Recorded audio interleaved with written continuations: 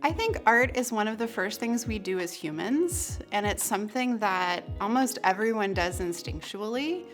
And we kind of have the creativity and the drive to create bred out of us. But really, all of us have that ability to be creative, and we just need to find where we are creative, whether that is through drawing or painting or making ceramics or through problem solving. A lot of my creativity now comes a lot through helping people understand one another or helping people understand an artwork, not necessarily making something.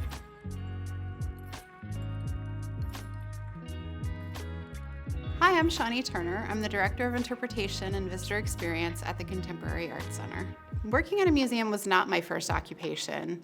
My very first, I'd say, career was right after high school. I did not go to college right away. I worked as a photographer at a place called Executive Studios Photography, and we mostly did senior portraiture and things like sports photography, images that you would find in a yearbook. And I really loved working there, but I decided it wasn't what I wanted to do for the rest of my life. So then I went to college and majored in art history. And I received a bachelor's degree and a master's degree in art history, as well as a museum studies certification. And then my next career was as a professor. I taught art history at a lot of the local colleges as an adjunct professor and was even the assistant gallery director at Mount St. Joseph University.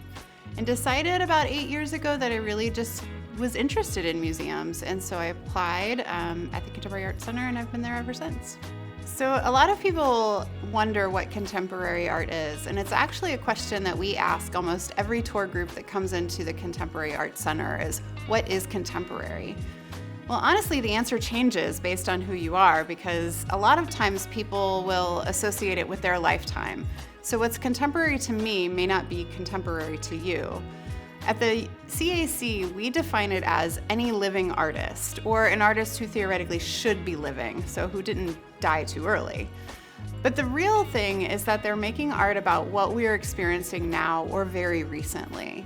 So whether that is talking about racial injustice in our society, or socioeconomic inequities, gender equality, or the war on Gaza, we have artists who are trying to really communicate their own ideas, the ideas of others, in a way that we can understand, that we can connect with, because we're experiencing the same things that they are. So perhaps the next assignment that you get, instead of thinking through something that maybe your teacher would expect from you, think through a topic that's really important to you and your peers.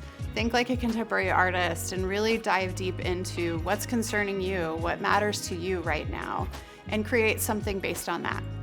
I would say learn how to talk about yourself. I think a lot of young artists don't know how to explain their artwork. They don't understand how to talk about where they're coming from. So do a lot of reflection and think about what it is that makes you want to create, what the things that you're creating mean to you and what you want other people to understand from it. And I think that will really help you learn who to contact, because the next thing I would say is to network with people. I'm an introvert, and it's actually really hard to make those connections and sustain them, but networking and getting to know others, putting yourself out there, asking questions of other people is really the best way for you to learn. Ask people to coffee or email them, or see if they would just talk on the phone with you and ask them about their experiences. There are a lot of artists and a lot of educators who would love to mentor young artists and help them along.